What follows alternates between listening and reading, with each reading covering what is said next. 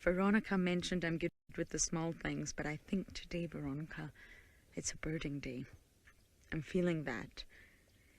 Possibly one of my favorite raptors. I don't want to say the favorite because I have lots of favorites. I'm not very faithful that way. But I absolutely adore Bateleurs. And we're not too far away from the nest. So I am naturally wondering if this is mummy and daddy from the nest.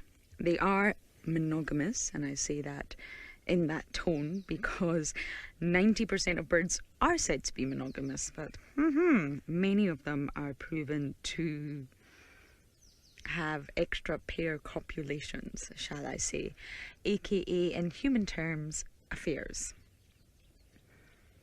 But these guys do form a really tight lifelong bond, and you're actually looking at the female there in front, and I can't see, but I'm assuming that it's the male behind her. I've always thought Bateleurs were great, so specialised in their unique niche that allows them to survive and thrive against all the other sort of competitors out there, like tawny eagles, even vultures, all the big raptors. These guys have adapted. That's why they've got the long wings, the short tail, which gives them that really wobbly flight. You can identify Bateleurs really easily in flight because of that. But that's not the reason that I love them so much. I think it really was my time watching Batilda. Batilda was our little Bateleur chick that we actually watched grow up until she fledged. And it was just so wonderful. It was the most wonderful thing to see these incredible aerial predators being so maternal and paternal towards their chick. High level of investment. And their faces are just so fabulous. Look at that colour. But I've been studying love in the animal kingdom, believe it or not. And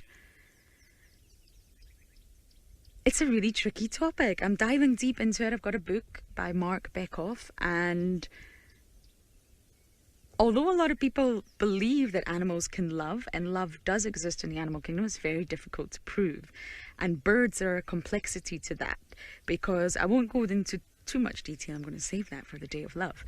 But they show signs of love in the scientific community. They meet many of the sort of check marks, but they also confuse us because of the fact that many birds leave their partner for a short while to go have extra pair copulations. But it's a tricky one, and I think Bateleurs, they are quite strictly monogamous, and they really do form that lifelong bond. Is that love? Well, that's up to you to decide. Mario, I think you were asking what makes them snake eagles?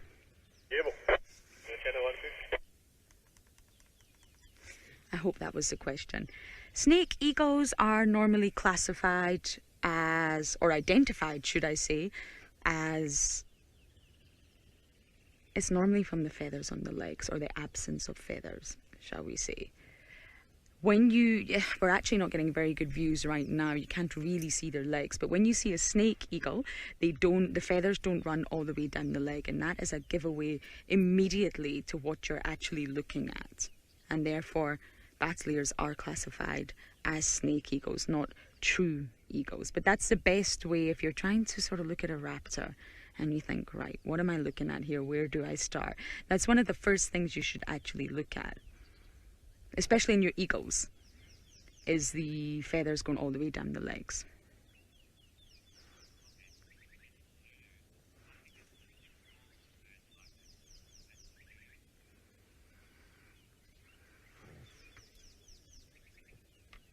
Little Lulu. Hello, little Lulu. You think this is the Super Bowl bird sighting? I think.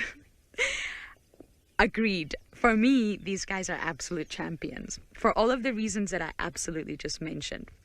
The fact that they do form that lifelong bond makes them great at what they do, because they don't need to waste any energy looking for other partners. They don't need to sort of advertise like the woodland kingfisher, or migrate, or build special nests like the weavers to say, hey ladies, choose me. No, they've got each other.